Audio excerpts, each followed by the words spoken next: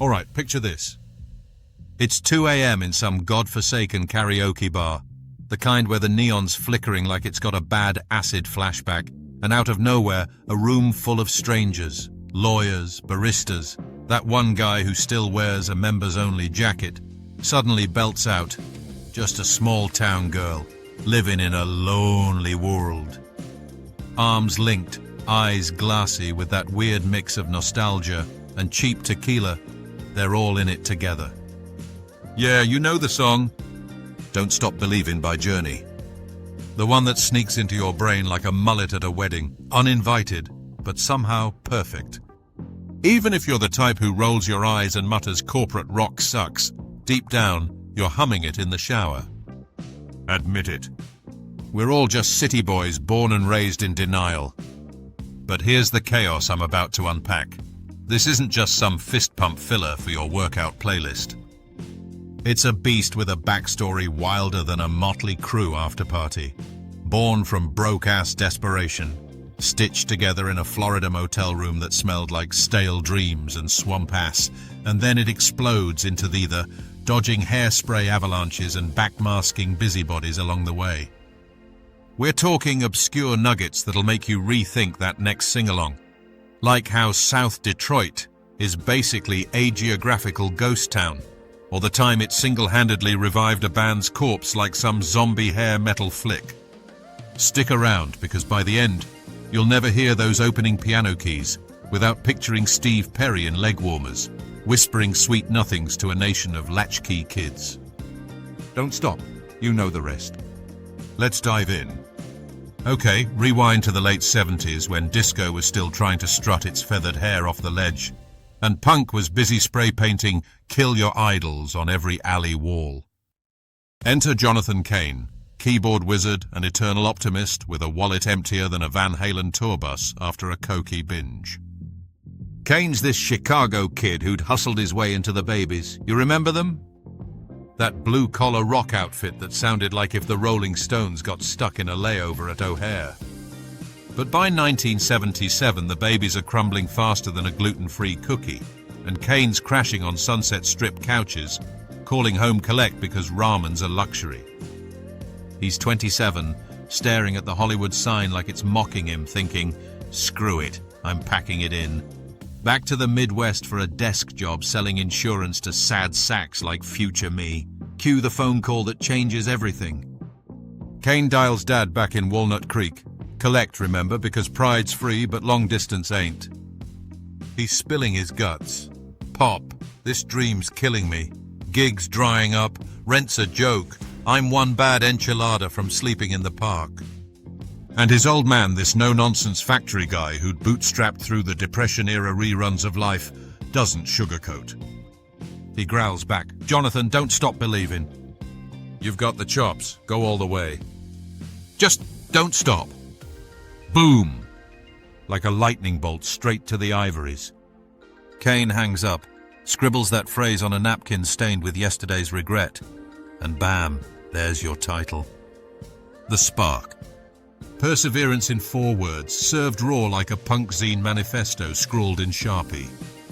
Fast forward a couple years. Cain's bounced around, landed a gig with Journey in '80 after their original keys man Greg Rowley pieced out for Santana 2, Electric Boogaloo. Journey? Oh, they're already arena gods by then. Infinity albums blowing up. Steve Perry's voice is hitting notes that could shatter wine glasses in the next county. Neil Schon's guitars wailing like a banshee in acid-wash jeans. But they're itching for that next-level alchemy, the kind that turns gold records into platinum empires. Enter Cain, fresh off the Babies bus with his napkin talisman tucked in his gig bag. The band's holed up in a seedy motel in Apalachicola, Florida. Yeah, say that 3 times fast for a writing retreat. Think less sun-soaked inspiration, more mosquito-infested brainstorm where the AC wheezes like a chain smoker.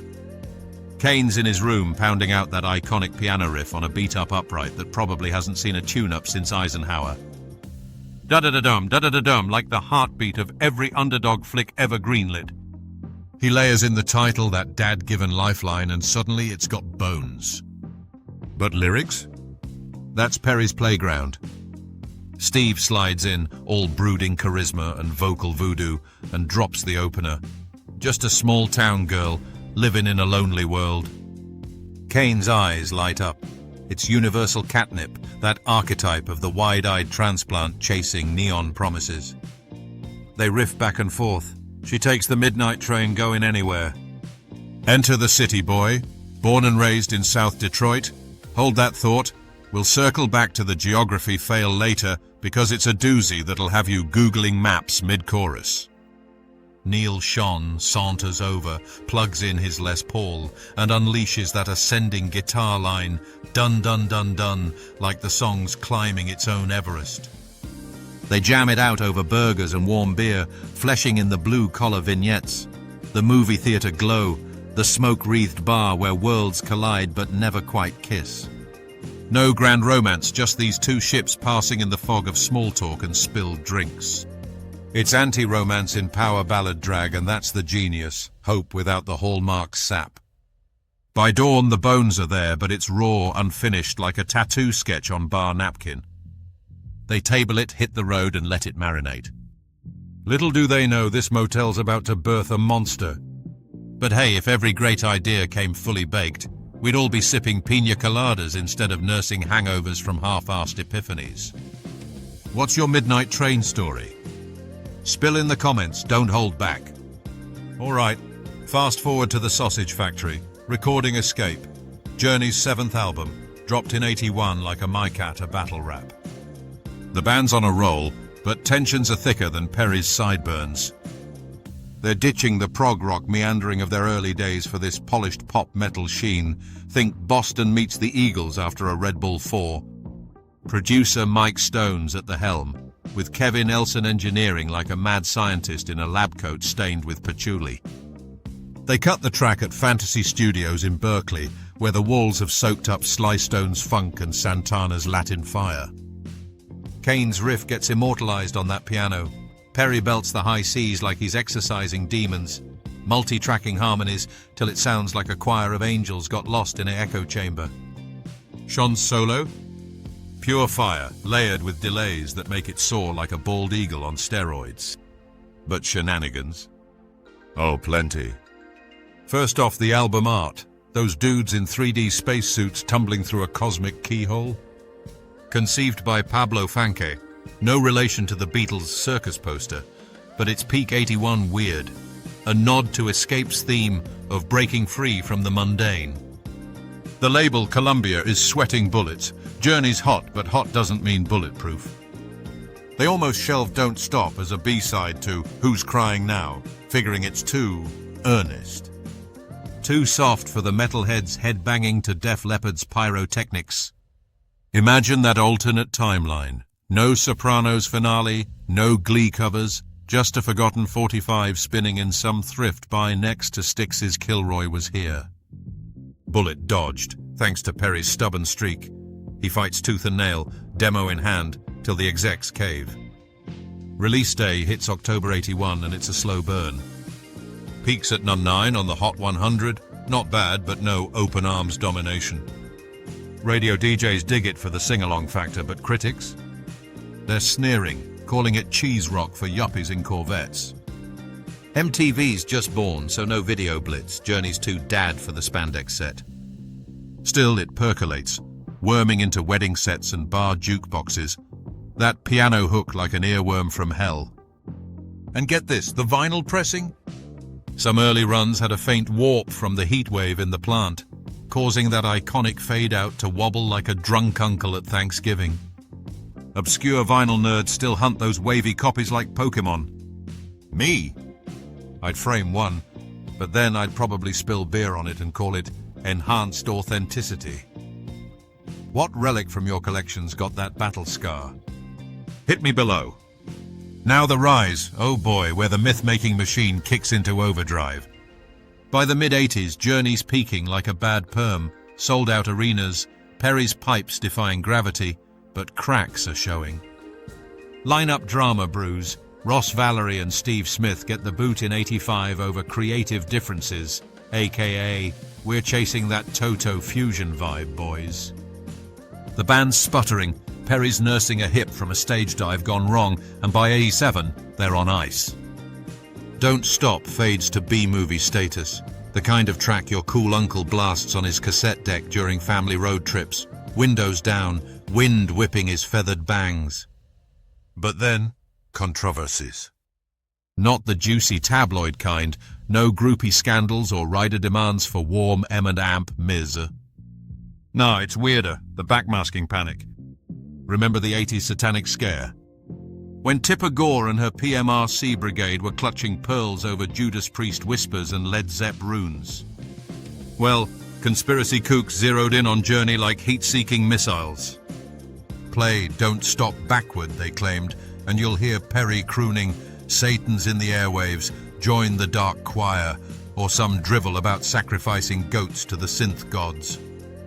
Total bunk. It's just garbled mush, like if you reversed a dial-tone symphony.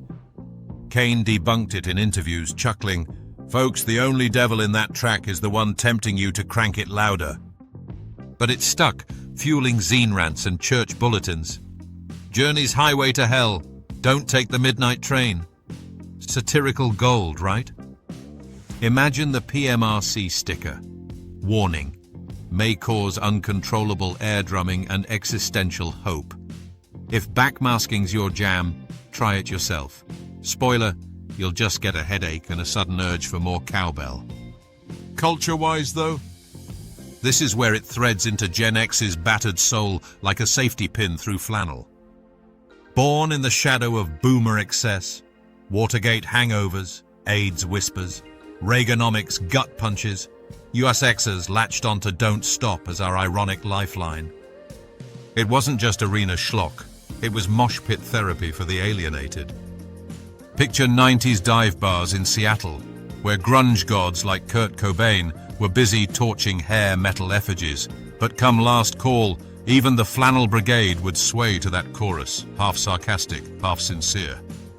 Obscure Ripple, Riot Grrrl zines in Olympia, yeah, those Xeroxed feminist firebombs from Bikini Kill era, had this weird graffiti nod. Kathleen Hanna and crew, railing against patriarchal punk bros, would scrawl "Don't Stop Believin" in Smashing the State on squat walls, twisting Journey's pep talk into a DIY battle cry. Not official canon, but it floated in the underground, that arena anthem hijacked for girl-powered rebellion. Gen X ate it up, Lonely Worlds? Check. Midnight Trains to Nowhere? Double check. It became our Slacker Sutra, soundtracking everything from Slacker marathons to the X-Files finale vibe. And the Controversies snowball into pop canon. 95, Rock of Ages musical lifts it wholesale, sudden Broadway bucks for the band, Perry smirking from his ranch. But the nuclear boost? 2007 Sopranos swan song. Tony's nursing a Zima in that Jersey diner, screen fading to black as the keys chime in.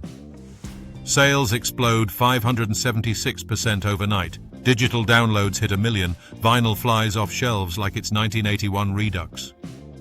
Then Glee piles on in 2009. Lea Michele and company turn it into a Glee Club gospel, spiking streams another 400%. Suddenly, Journey's not just surviving, they're thriving, packing stadiums with grandkids in tow. But the weirdness? Sports anthems gone rogue. White Sox blast it post-2005 series win. Perry joins the dogpile on stage, all woo and windmill arms. Olympics, weddings, even that one politician's ringtone leak. It's everywhere, this stubborn earwig refusing to fade. What if, in some parallel dive bar, it never caught fire? We'd all be stuck with Eye of the Tiger as our only hope hymn. Shudder. Legacy. It's the cockroach of rock, indestructible, adapting to every era like a mullet in witness protection. Certified 18x Platinum by 24, biggest download ever at the time, woven into the cultural quilt from Monster to The Office cold opens. Ripple effects on Gen X? We grew up reciting those lyrics like scripture, small-town escapes fueling our coffee shop philosophies, that strangers waiting line mirroring our dial-up dreams. It co-opted us, sure, corporate playlists milking it dry, but damn if it didn't make us believe, even when the world's screaming stop. Weirdness lingers. Fan theories about hidden Detroit lore. Spoiler: South Detroit's a myth. It's actually the industrial wasteland across the river in Canada, because why map when you can rhyme? Or Perry's 16 hip surgery funded by royalties that won't quit. Journey tours on, Cain preaching the gospel of grit, Sean's shredding like it's 81. It's not just a song, it's a middle finger to giving up, wrapped in synth glam glory. So, there you have it, the wild, wacky odyssey of Don't Stop Believin'. From Motel napkin to mythic mainstay, proving Dad's advice beats a trust fund any day. If this tale's got you dusting off the air guitar or plotting your own midnight escape, smash that like button. Tell the algorithm we're all in this lonely world together. Subscribe for more rock rabbit holes. Next up, the time Aerosmith almost imploded over a chicken dinner. Drop your favorite Journey memory below. Did it save your prom night or just your road trip sanity? Don't stop commenting. Peace out from the dive bar of history. Keep the faith, keep the volume up, and remember, just one more midnight train till you hold on for that feeling.